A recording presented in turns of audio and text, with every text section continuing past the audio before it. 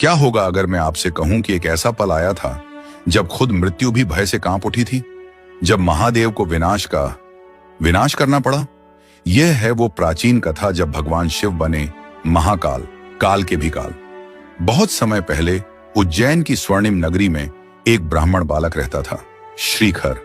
उसकी उम्र मात्र 8 वर्ष थी, लेकिन भगवान शिव के प्रति उसकी भक्ति अद्भुत थी। जब दूसरे बच्चे खेलते तब श्रीखर सुबह 4 बजे उठकर शिप्रा नदी के किनारे जाता और रेत से एक छोटा सा शिवलिंग बनाता। हर रोज बिना नागा उसके मित्र उसका मजाक उड़ाते, श्रीखर तुम रेत के ढेर की पूजा क्यों करते हो? लेकिन श्रीखर मुस्कुराकर कहता, ये रेत नहीं है, ये स्वयं महादेव हैं।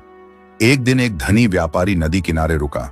उसने देखा कि यह गरीब बालक अपने रेत के शिवलिंग को सिर्फ जंगली फूल और जल अर्पित कर रहा है। व्यापारी क्रूरता से हंसा, बालक, शिव को तुम्हारे तुच्छ प्रसाद की कोई परवाह नहीं। मैं मंदिरों में स्वर्ण दान करता हूं। श्रीखर ने आंखों में आंसू लिए ऊपर देखा और कुछ ऐसा कहा जो अनंत काल तक गूंजता रहेगा। मेरे प्रभु को स्वर्ण की आवश्यकता नहीं, उन्हें कुछ नहीं चाहिए, लेकिन मुझे उनकी जरूरत है। इसी बीच पाताल लोक में एक शक्तिशाली असुर दुष्ण घोर तपस्या कर रहा था। हजारों वर्षों तक वह एक पैर पर खड़ा रहा, भुजाएं आकाश की ओर उठाए।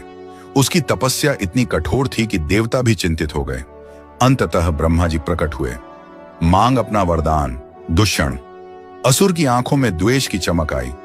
मुझे अमृता प्रदान करें। वह नहीं दिया जा सकता, ब्रह्मा जी बोले। हर प्राणी को मरना ही होगा। दुष्ण दुष्टता से मुस्कुराया, तो यह वरदान दे, कोई देव, मनुज या दानव मुझे मार न सके और मुझे यम, मृत्यु के देवता को आज्ञा देने की शक्ति दे। मृत्यु मेरी सेवक बने। ब्रह्मा जी ब्रह्मांडीय नियम से बंधे होने के कारण यह भयानक वरदान देने को विवश हो गए। कुछ ही दिनों में पूरे ब्रह्मांड में अराजकता फैल गई। दुष्ण ने सिर्फ लोगों को मारा नहीं, उसने उन्हें स्वाभाविक रूप से मरने से रोक दिया। बुढ़ापा अनंत यातना बन गया। पुनर्जन्म का चक्र रुक गया। आत्माएं फंस गईं। यम को असुर की आज्ञा माननी पड़ी। ब्रह्मांड स्वयं ढहने लगा। उज्जैन तक खबर पहुंची, दुष्ण की सेना आ रही थी, रास्ते में सब कुछ नष्ट करती हुई।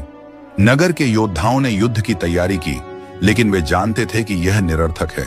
उससे कैसे लड़ें जिसने मृत्यु को ही गुलाम बना लिया हो? आक्रमण से एक रात पहले पूरा नगर मौन था। परिवार एक साथ सिमटे बैठे थे। योद्धा अपने प्रियजनों को अंतिम पत्र लिख रहे थे, लेकिन नदी किनारे एक छोटी सी आवाज प्रार्थना करती रही। श्रीखर अपने रेत के शिवलिंग के सामने खड़ा था। आंखों से अश्रुधार बह रही थी। महादेव, मैं आपसे मुझे बचाने